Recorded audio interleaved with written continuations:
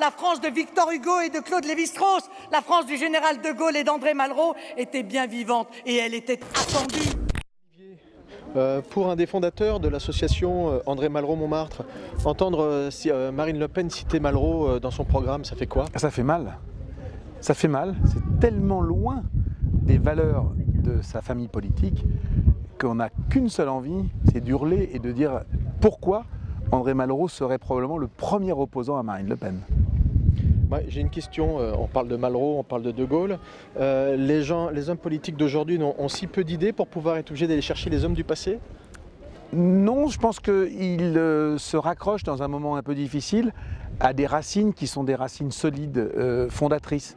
Ils ne cherchent pas forcément tous à récupérer, mais ils ont besoin de s'ancrer dans l'histoire parce que le moment politique est très difficile. Moment politique difficile. Pour quelle raison? Faible. Les primaires affaiblissent la démocratie. On a un débat qui est un débat de personnes, un débat d'ego, qui n'est absolument pas un débat d'idées.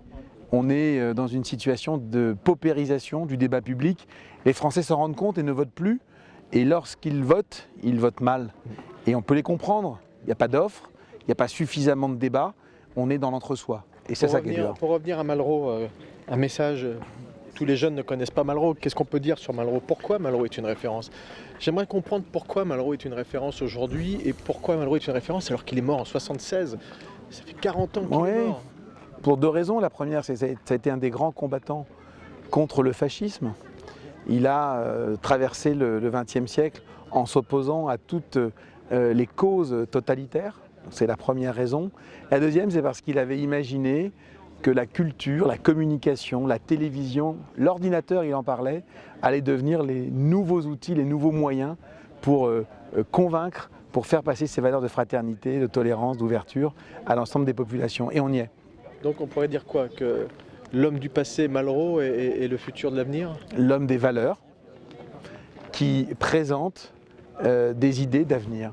L'homme des valeurs qui présente des idées d'avenir.